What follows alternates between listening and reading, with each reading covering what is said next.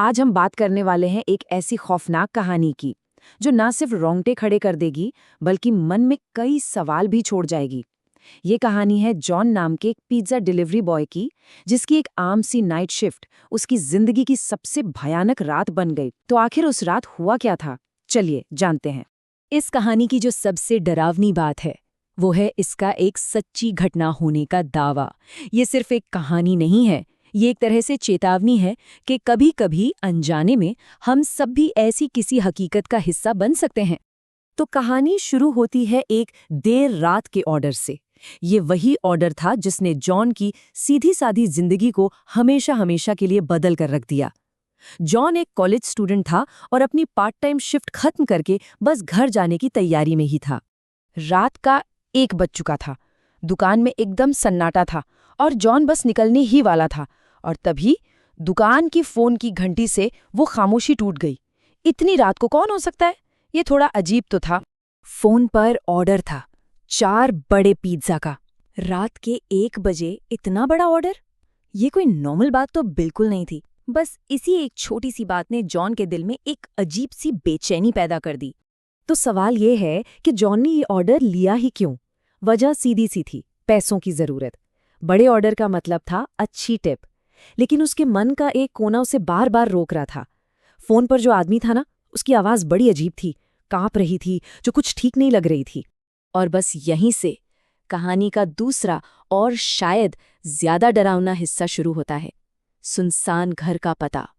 ये सिर्फ एक डिलीवरी का सफर नहीं था, ये एक ऐसे रास्ते की शुरुआत थी जो जॉन को शहर की रोशनी से बहुत दूर एक अंधेरी दुनिया में खींचने वाला था। जॉन का रास्ता शहर की हदों को पीछे छोड़ता जा रहा था। पहले एक सुनसान सड़क आई, फिर एक कच्ची अंधेरी गली। हर मोड़ के साथ माहौल और भी ज्यादा डरावना होता जा रहा था। दूर दूर तक न कोई इंसान था, न कोई स्ट्रीट लाइट। और आखिर में जब जॉन उस पते पर पहुंचा तो उसके सामने एक पुराना अजीब सा घर था। घर की एक भी लाइट नहीं जल रही थी और आसपास कोई हलचल भी नहीं थी। उसे देखकर साफ लग रहा था जैसे वो घर सालों से वीरान पड़ा हो। जॉन इतना घबरा गया कि उसने वापस जाने के लिए अपने मैनेजर को फोन किया, पर शायद किस्मत को कुछ और ही मंजूर था।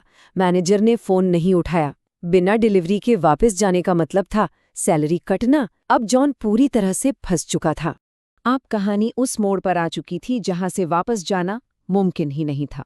अंदर का खौफनाक मंजर। जॉन ने हिम्मत तो कर ली कि डिलीवरी पूरी करेगा, पर उसे जरा भी अंदाजा नहीं था कि उस दरवाजे के पीछे मौत उसका इंतजार कर रही थी।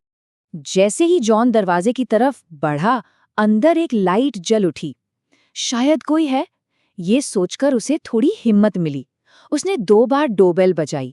अंदर से कदमों की आहट तो आई, पर दरवाजा किसी ने नहीं खोला। जॉन ने वापस मुड़ने का फैसला किया और तभी अचानक दरवाजा चरचराते हुए अपने आप खुल गया।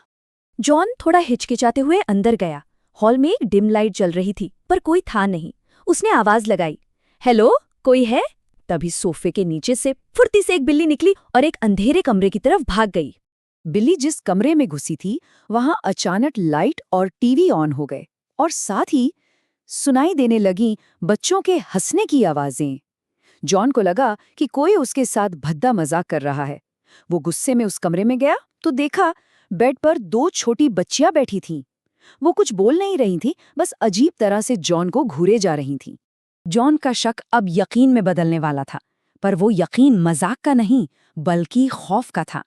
कहानी का अगला हिस्सा है जान बचाने की दौड़। जॉन ने उन बच्चियों से बात करने की कोशिश की, पर वो बस उसे घूरती रहीं। और फिर अचानक कुछ ऐसा हुआ कि जॉन की रूह कांप गई।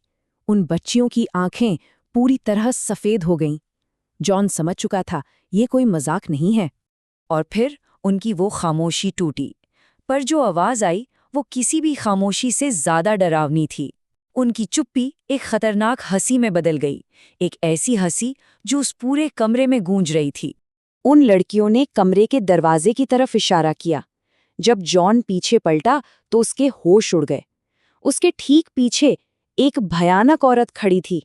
जॉन के हाथ से पिज्जा के डिब्बे नीचे गिर पड़े और वो डर के मारे कांपने लगा। जॉन जान बचाकर भागा, बाइक स्टार्ट की और वहां से निकल पड़ा। लेकिन मुसीबत ने पीछा नहीं छोड़ा था। कुछ ही दूर जाकर उसकी बाइक बंद पड़ गई, टायर पंक्चर हो गया था, और जब उसने बाइक के शीशे में देखा, उसके पैरों तले जमीन खिसक गई। वो तीनों धीरे धीरे उसी की तरफ बढ़ रहे थे। उस रात जॉन की जान तो बच गई, लेकिन पीछे कई सवाल छोड़ गई। आखिर उस घर का राज क्या था?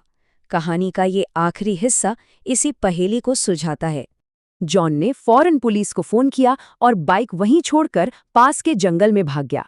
वो एक पेड़ के पीछे छिपकर तब तक इंतजार करता रहा जब तक उसे पुलिस का सायरन सुनाई नहीं दिया। पुलिस के आने पर जॉन उन्हें वापस उस घर पे ले गया। पुलिस ने हर कोने की तलाशी ली, लेकिन नतीजा हैरान करने वाला था। घर में एक जंगली बिल्ली के सिवा और कोई नहीं था। घर तो सालों से वीरान पड़ा था। अगली सुबह जो सच सामने आया वो बहुत ही चौंकाने वाला था। पुलिस को पता चला कि वो घर पिछले 3 सालों से खाली पड़ा था। 3 साल पहले उस घर में एक औरत और उसकी 2 बेटियां रहती थीं, जिनका बेरहमी से मर्डर कर दिया गया था। मतलब जॉन ने जिन्हें देखा था वो कोई और नहीं बल्कि उसी परिवार की आत्माएं थीं। इस हादसे ने जॉन को अंदर तक तोड़ के रख दिया। उसने वो नौकरी तो छोड़ दी, लेकिन उस रात की यादें कभी उसका पीछा नहीं छोड़ पाईं। कहते हैं आज भी जब वो उस रात को याद करता है तो डर से कांप उठता है। जॉन की कहानी तो यहाँ खत्म हो जाती है, लेकिन एक सवाल आज भी अधूरा है। ये कभी पता नहीं चल पाया कि उस औरत और उसकी बेटियों का खून आखिर किया किसने था। ये एक ऐसा राज है जो शायद हमेशा हमेशा के लिए उसी वीरान घर में दफन रहेगा।